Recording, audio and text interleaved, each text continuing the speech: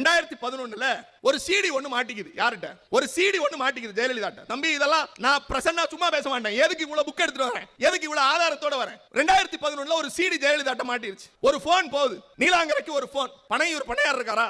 ஆமா. உன்னோட சிடி ஒன்னு மாட்டிக்கிச்சு. நீ எனக்கு என்ன செய்யணுமா? நான் என்ன செய்யணும்? இங்க வா. பொது வெளியில மன்னிப்பெல்லாம் கேட்டார் தெரியுமா உங்களுக்கு? அனில் குஞ்சு பொது வெளியில மன்னிப்பு கேட்டுச்சு. அப்ப ஜெயலலிதா சொன்னாங்க, வா எனக்கு நீ 54 தொகுதியில பிரச்சாரம் பண்ணணும். எத்தனை தொகுதியில?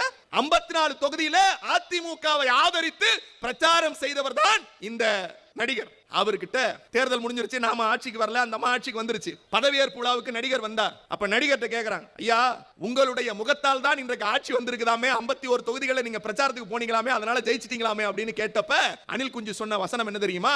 எப்படி ராமன் சீதையை மீட்க போன போது ராமேஸ்வரத்துக்கு நடுவே எப்படி அனுமானும் அவருடைய சேனைகளும் படை கட்டியதோ, அப்படி படை கட்டியவர்களுக்கு உதவியாக சிறு சிறு அணில் குஞ்சுகள் கல்லெடுத்து கொடுத்ததாம். அப்படி அம்மையார் ஜெயலலிதாவின் ஆட்சி அமைவதற்காக கல்லெடுத்து கொடுத்த அணில் குஞ்சு தான் நான் அவர் சொன்னார். அந்த அணில் குஞ்சு யார் ஆதரிச்சது?